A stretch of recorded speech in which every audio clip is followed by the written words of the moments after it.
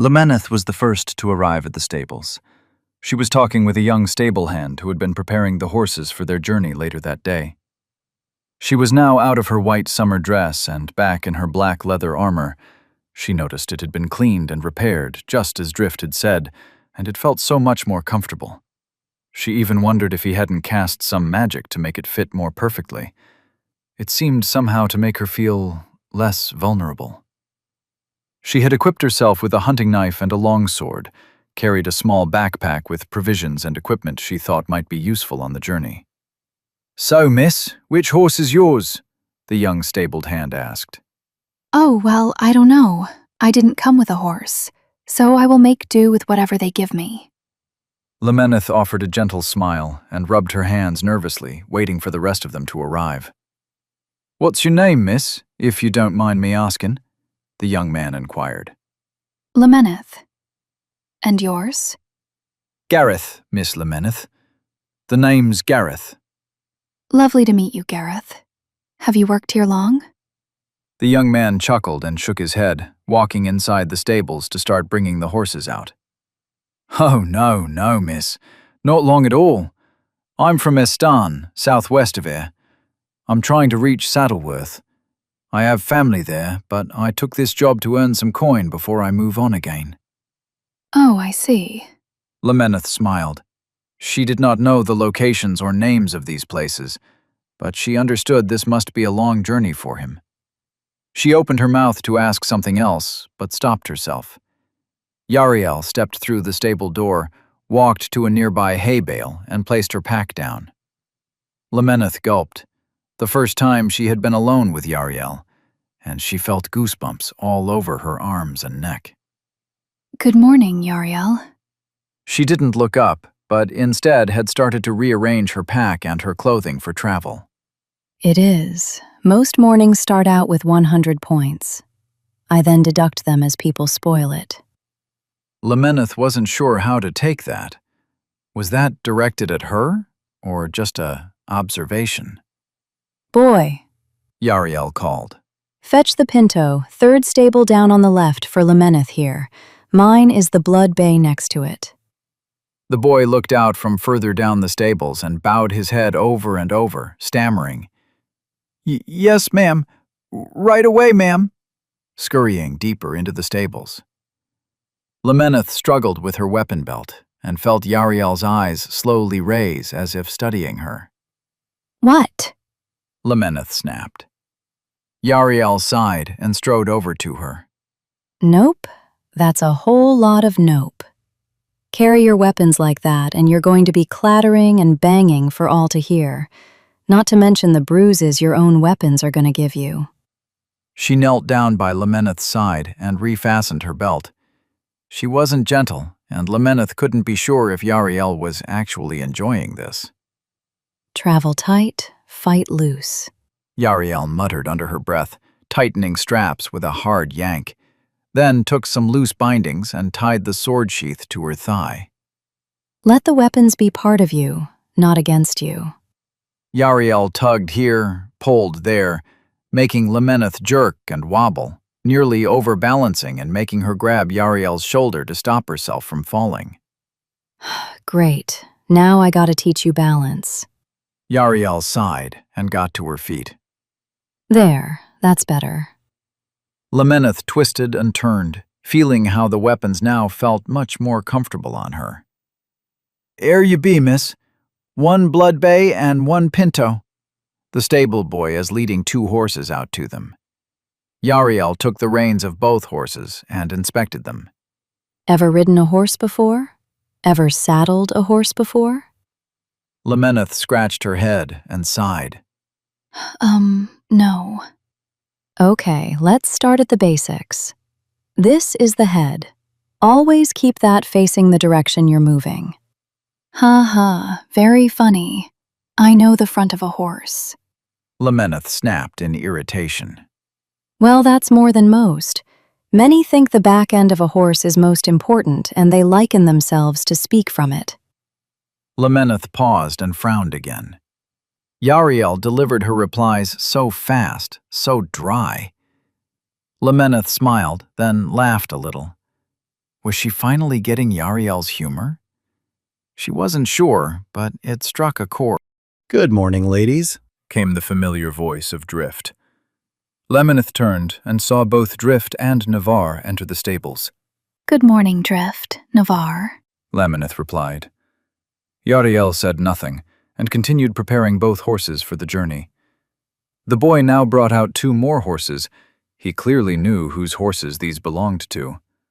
A black horse and a dark bay. Navarre stepped forward, taking the reins of both horses, and started to inspect them.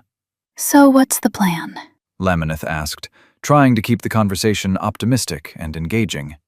We take the road southwest to Farview, then onwards to Astarn, Came another voice from the shadows. Navarre and Drift both turned in the direction of the voice. Yariel instantly spun with her hand upon her sword. A man stepped out of the shadows.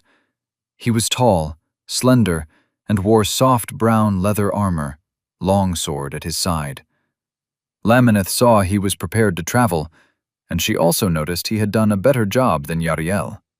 I am Quinn, the ranger sent to guide you. Ah, yes. Welcome, Quinn. Your expertise will be most useful. Quinn, this party and Lemoneth's safety is the highest priority. No one else comes first. Not you, not Yariel. We are all here to protect her, each and every one of us. Is that clear? Quinn didn't seem intimidated by Navarre's protective comment. He just calmly stepped forward and brushed past Navarre. We all have our jobs to do, Navarre. You do yours, I will do mine. Lemoneth wasn't sure if it was intentional, but there was physical contact between the 2 men as Quinn brushed past Navarre to reach his horse. Yariel shook her head and led both horses outside. Taking the horses outside, making more room for the egos coming with us. Lemoneth turned to follow Yariel, but stopped dead in her tracks by a tall, dark-skinned woman standing in the doorway. Good morning, Lady Lamineth, The woman said, walking past her. Oh, good. But it was too late. She had gone inside. Lemoneth turned and walked backwards, staring back at the woman. She was tall and wore black, heavy armor with silver patterns engraved over it. She stood in the room. Her long, black, heavy cloak seemed out of place for this place's midday heat, but there was no denial.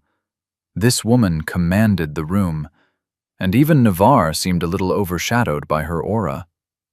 Drift smiled, turned, and walked over to the woman, giving her a friendly hug. Navarre turned and faced her.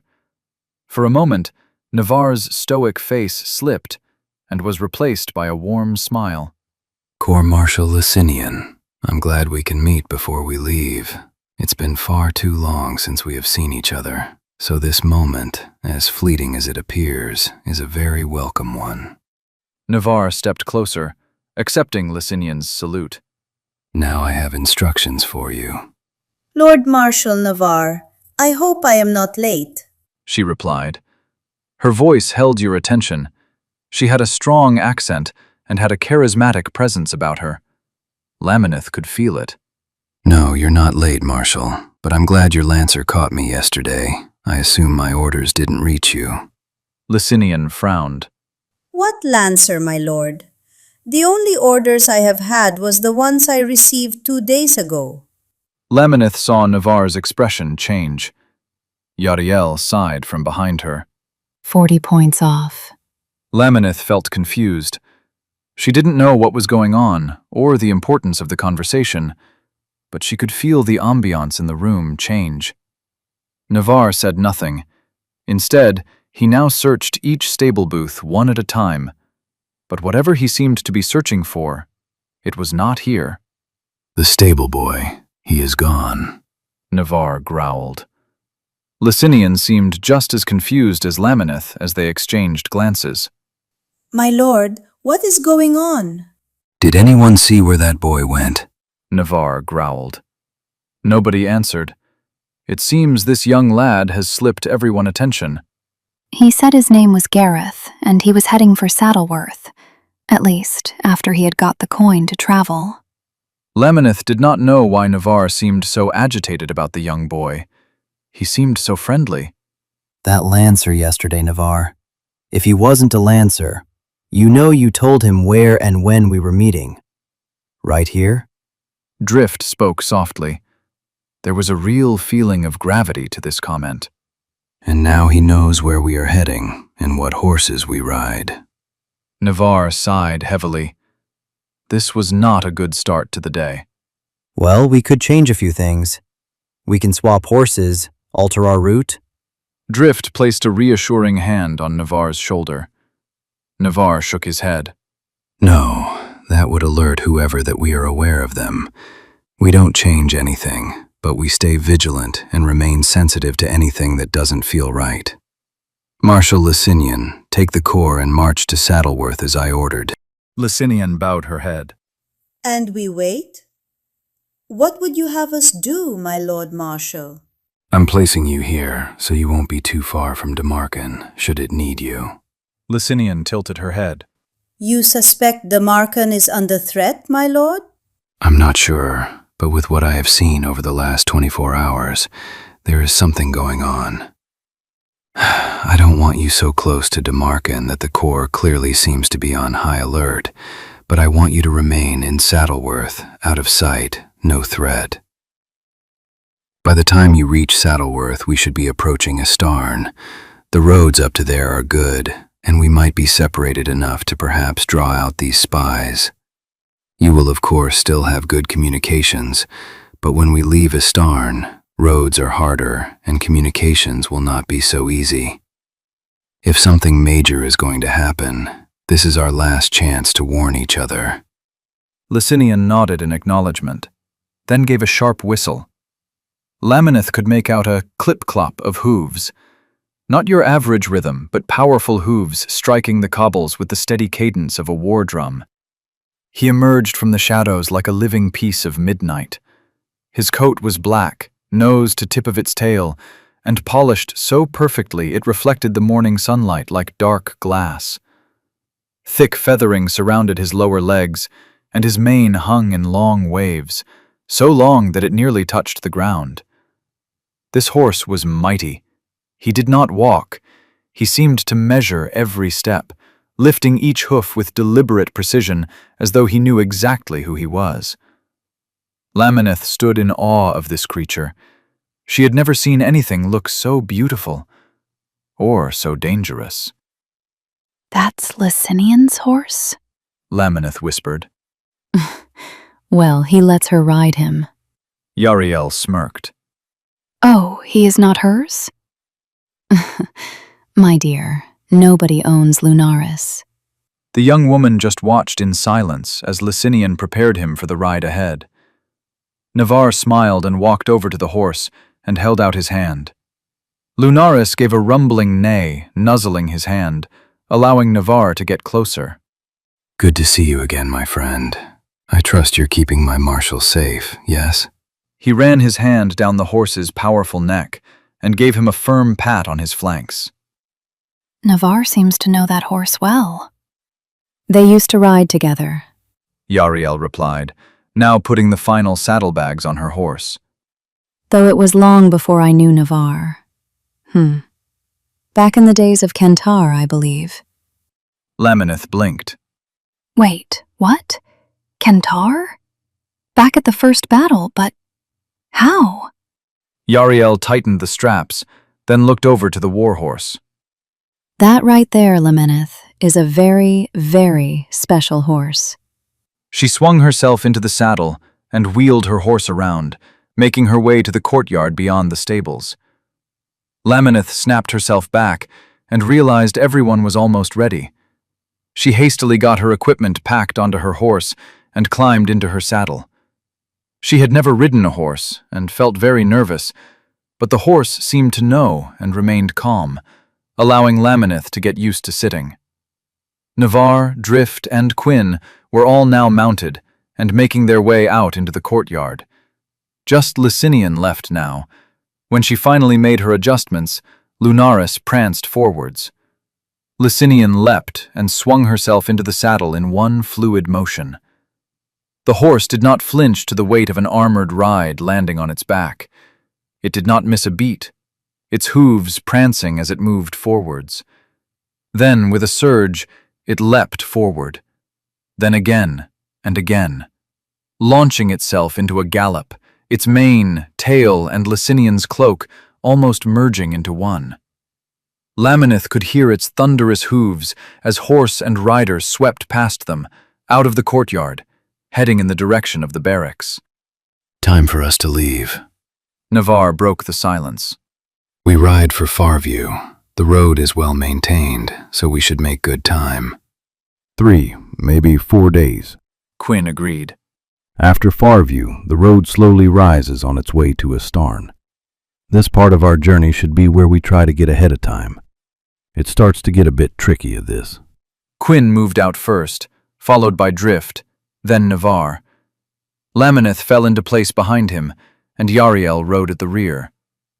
Quietly, the party left the courtyard, out of the city gates, and took the road to Farview.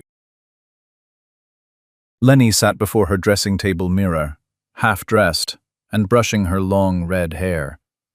She had been awake for a few hours now, but was in no hurry to make herself presentable. "Knock, knock. Miss, are you awake?"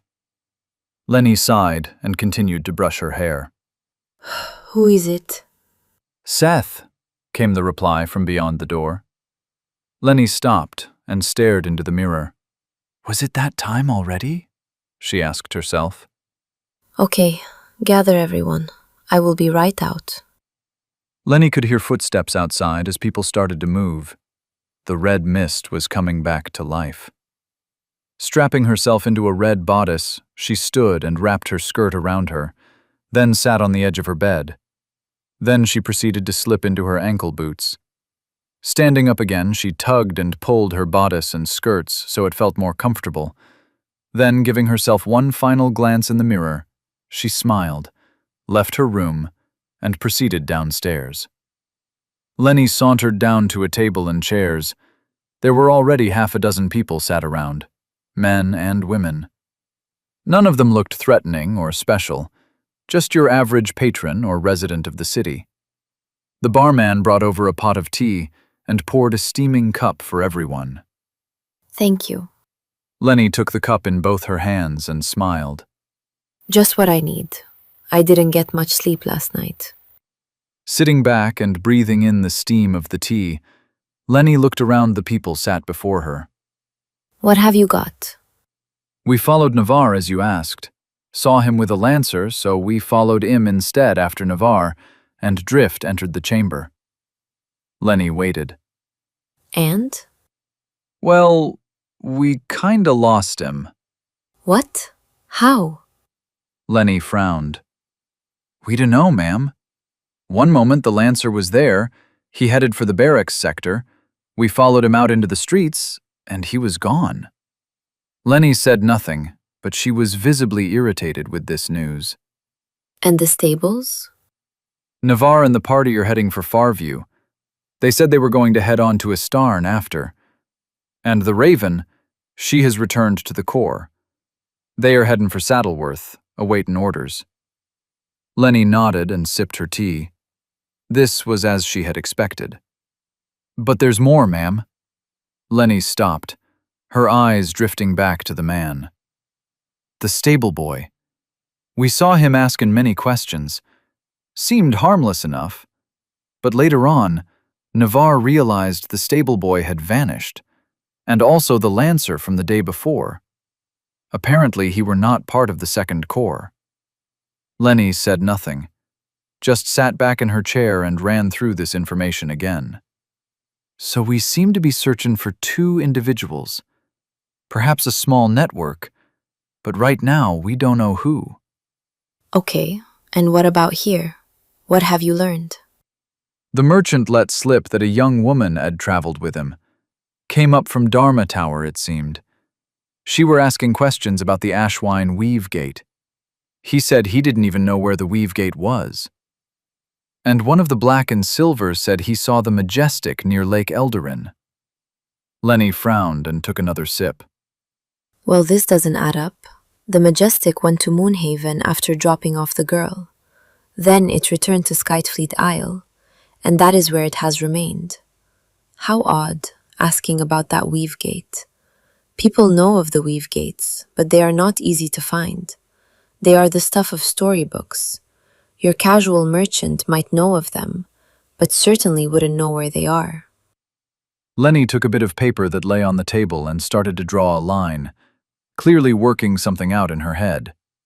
"You think these are connected, Len?" someone in the group asked. Of course I do. She replied, more absent-minded than focusing on them. "We traced all the soldiers back to their barracks, all except one. We don't know where he went. And the girl, the merchant gave a detailed description, but nobody fits this description after entering the city gates. People remember her entering the city with the merchant, and it was late, so not many passed through the gate at this time. She were clearly remembered. We have links to the merchant reaching his destination for the night, but the girl has vanished." Lenny added one more line to her scrap of paper and nodded, listening to the conversation. "So I reckon, if you think they are all connected, we are looking for a group. Maybe 6, 8 at most. They are good, though. Well trained." Or we are looking for one. Just one. Lenny interrupted calmly. She had finished her drawing. It was nothing remarkable, just a series of lines that all converged to one point. "Just one? What do you mean, Lenny? These are different people. There was a girl involved." Or we are dealing with a shapeshifter. Lenny said quietly. The table fell silent, eyes glancing between each other. I think we are dealing with just one operative. Each time these people vanish, they never appear again. Not a glimpse, not a word. They all ask about the same thing or related things. If they are passing information between themselves, why haven't we picked this up? We aren't perfect darlings, but we are better than that. Information is passing too fast, far too fast for your average network. Aye, Lenny, but we can send messages too. Maybe they have a similar device. Lenny considered this, nodded, then sipped her tea. Yes, possible, but I'm not convinced. I will stick my neck out and say it's one person and a shapeshifter. That doesn't mean, of course, we ignore the possibility it's a small group. But I want you all to be mindful from now on how you are talking to and who they report to. From now on, I want everyone monitored who is new to the red mist. Look for clothing that fits too well. A shapeshifter will try harder to look convincing. "And what of Navarre and the Second Corps?" asked another. Be vigilant. It's a big city, but you know most of the people in this quarter, and a spy will come here if they want to learn information. I will send word to Saddleworth to expect their arrival and to report any findings. Navarre, I will wait. He is blind to me until he reaches Farview. Lenny finished her tea and set it down gently. Someone or something thinks they are undiscovered. Let's let them think that. Time to mobilize the red mist.